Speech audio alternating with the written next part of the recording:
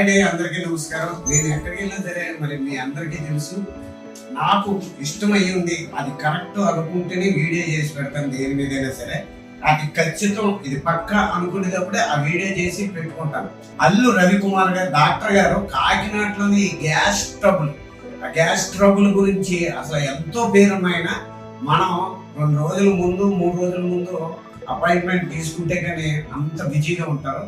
కానీ పేషెంట్లకి అసలు ఎంత ఎలాగుంటారంటే క్లోజ్గా మనం ఒక అన్నయ్యతో మాట్లాడుతున్నాము, తండ్రితో మాట్లాడుతున్నాము, లేకపోతే మన ఇంట్లో డాక్టర్ గారితో మాట్లాడినట్టు ఉండదు. ఏం పర్లేదమ్మా, తగ్గిపోతుందమ్మా, గ్యాసే కదా ఇది వాడు అని ఫస్ట్ నుంచి కూడా చిన్న వైద్యం దగ్గర నుంచి మొదలు పెట్టి అది ఒక టాబ్లెట్లతో తగ్గిపోతుంటారు, దాంతో లేదనుకుంటే 2వ టాబ్లెట్, అంతేగాని నన్ను విపరీతంగా ఖర్చు పెట్టి బాధ పెట్టే డాక్టర్ గారు కాదు మా గారు. నిజం చెప్తున్నాను, కాకినాడలోనే మంచి పేరు ఉన్న డాక్టర్ గారు.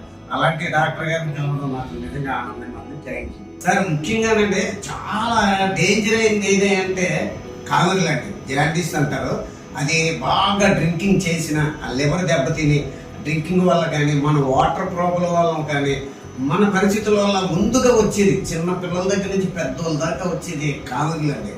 ఆ కావిర్లకి కరెక్ట్ వైద్యం ఎక్కడంటే కాకినాడ అల్లు రవి గారు, అంతే కదండి. అల్లు రవి గారు డాక్టర్ గారు అని చెప్తారు. నేను చెప్పడమే కాదు, కాకినాడలో కానీ అక్కడ ఉన్న పేషెంట్లు కానీ ఎవరినైనా అడగండి, రాజుగారు కరెక్ట్ వీడియో చేశారంటారు. ఈ పబ్లిసిటీ కోసం ఏం చెప్తలేదండి, నాకు మనస్ఫూర్తిగా ఇష్టమయ్యి మా అబ్బాయికి నేను ఇక్కడ చూపించాను కాబట్టి మా అబ్బాయికి గ్యాస్ ట్రబుల్ కానీ అలాగే కామెర్లు అటాక్ అవుతే దాన్ని వెంటనే ఏం పర్లేదు రాజుగారు నాకు ఫోన్ చేసి చెప్పారు. ఆయన్ని కలుద్దామని పడగట్టుకొని నేను కాకినాడ వచ్చాను.